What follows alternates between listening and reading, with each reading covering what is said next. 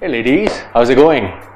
So let me kind of share something with you, something which is maybe a story of every young couple, specifically women.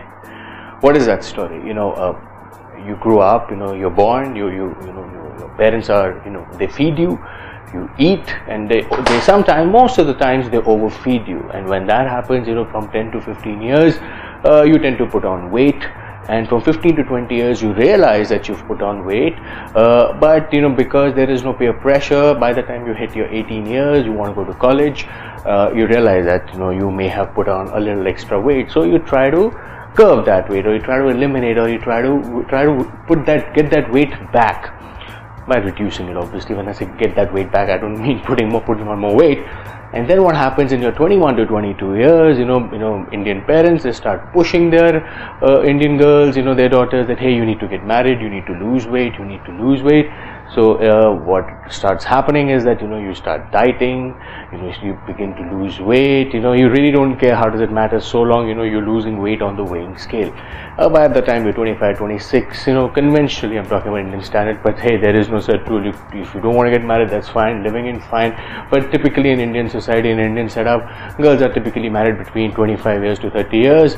And obviously they want to look good on their wedding day, so they do extreme measures, they diet really hard so that they could fit into their wedding dress, and they look really good too on their wedding day. And what happens once they get married, they go for their honeymoon, after about a year or two, they conceive, the weight comes right back, then they conceive with the babies, and the story goes on. And that weight, that post-pregnancy weight, they carry on mostly for the rest of their life. Some women get really conscious and they try to fix it, but most of them don't really care. They keep trying out different diets, they keep on trying out different training programs, but with no luck.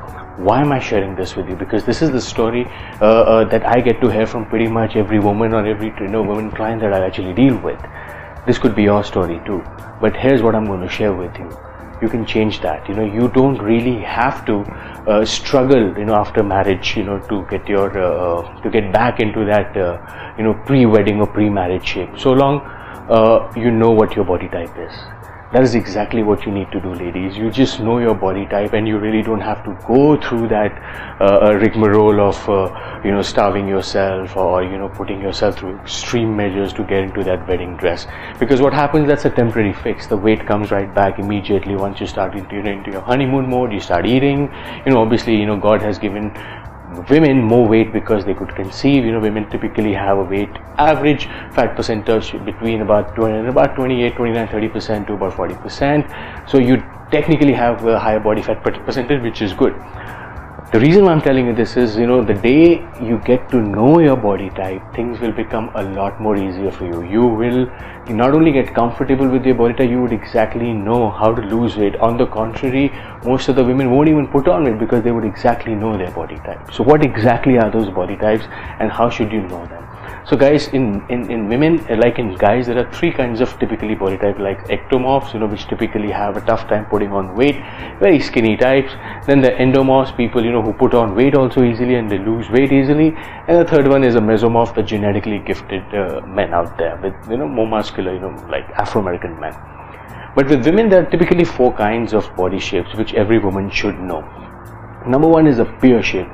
Now, pear shaped body is something, which a woman, you can actually figure it out if your lower body is heavier than your upper body, which means, you'll typically have a higher percentage of fat on your thighs and on your buttocks, but compared to your upper body, which will be very slender. So that's a pear shaped body.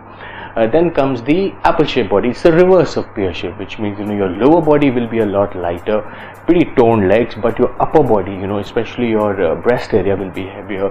Your lower back area, will have a lot of fat deposition there. So that's the apple shaped body. Number three is the banana shape. Now, banana shape is pretty much the mix of two, which means you're flat from top, flat from bottom, typically, and a Hollywood actress, so to say. They're pretty slender, they're pretty sleek. They're skinny from their torso, they're skinny from their lower half. Typically every woman these days wants to be like that. And I'm not talking about they being anorexic, but they being pretty skinny. It doesn't look nice though. Number 4 is the ideal shape for any body type. It's the hourglass shape. You're fuller from the top, you're fuller from your lower half. It's just that your hourglass shape. It's perfect. But there are pros and cons of 4 body types. Now you know what your body type is. You need to figure out what your body type is. Mostly Indian women come in the category of pear shape because of the historically they tend to develop a lot of fat on their inner thighs and their buttocks.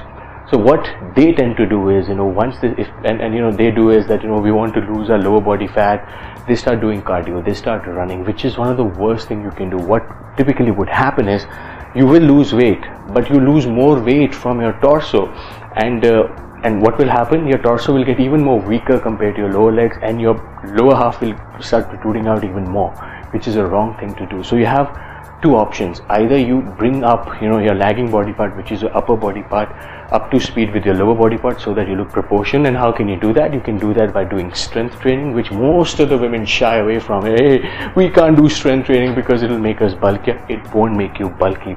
The only thing that can make you bulky or make you add on muscle is testosterone, or if you were to inject artificial synthetic hormone called testosterone, which comes into the category of steroids. And obviously you don't want to do that unless you're a bodybuilder. So that's what you really need to do. The second option for you to do is to know that your lagging body part is your legs. You don't have to do too much of squats. You don't have to do too much of lower body fat, because you already know that's already your strengthened area. If you really want to tone it up, start doing strength training. Do a blended workout of upper body and lower body. And if you were to train for 4 to 5 days a week, 3 days or 4 days should be your upper body, so that your upper body comes to pace with your lower body. But women, they do the opposite. They start running, they start doing running on a treadmill, cardio and stuff like that, and they look even weaker because but the weight on the weighing scale is also showing less, which is not a good thing to do. You will not look proportionate, guys. Then comes the apple shaped women. Apple shaped women have to do the opposite. They have to spend 3 days, 4 days on their lower body because their lower body is weak, and then they have to do a little more on cardio. When I say cardio, like a little more on cycling, a little more on elliptical, all these things, walking, so that their upper body gets proportionate, that they lose their body fat. Remember, for women to lose body fat is also a little challenging, and the first thing that they lose their body fat is from their upper body. It typically is the case with most of the women. So you, as an apple shaped woman, needs to focus more in 3 days on strength training. Guys, don't be afraid to do weights. You will not get bulkier, as I said. 3 days of upper body and 1 day of lower body for you folks. That's how you can fix it. For banana shape, they typically don't have to worry about anything. They just have to have a mixed workout, which means 2 days upper body, 2 days lower body. And these apple shape, the banana shape women typically have a faster metabolism, which means they're like the ectomorphs category, which means they have a tough time putting on weight. But if they were to put on weight, they only put on weight from their lower belly, which kind of protrudes out. Similarly, a banana shaped woman or the apple shaped woman or a pear shaped woman, they put on weight, especially for a pear shaped woman. Whatever happens, whatever she eats, if her diet goes haywire, she'll put on weight on her buttocks or on her inner thigh. An apple shaped woman, if she gets into her binging spree, she will not get fattier or on her thighs, which she should technically, but she usually gets a fat deposit on her breast or on her lower back. Banana shaped women, they typically get a little bit of fat around their lower body, which is called a skinny fat, which is something that they really need to figure out, once they hit their 30s and 40s. Hourglass women, they get their fat, in their chest and their thighs, because they're pretty proportionate. All women, you really don't need to try to be an hourglass. You just need to get comfortable with your body types. And once you know your body type, you exactly know the weak areas that you can work with. Things will become a lot easier. You really don't have to starve yourself to get into the wedding dress. You really don't have to starve after your post-pregnancy weight, because you exactly know your body type. You exactly know what will work on you. So that's exactly what my point is, guys. Get comfortable in your skill. Don't try to take extreme measures, because as a woman, you have a family to take care. You have to conceive, you have to give birth to babies. There's so many other responsibilities, plus you have your monthly cycle. There are a lot of things that you really need to be cognizant of. So I hope this video comes in handy to you, and I hope you get comfortable with your body types. Any one of you who have any questions around this, feel free to reach out to me either on my Facebook, YouTube or Instagram, and I'll be very happy to help you identifying your body type. I'm also initiating a WhatsApp group on my phone. So probably, if you really want to get added there, please feel free to reach out to me and share a number with me.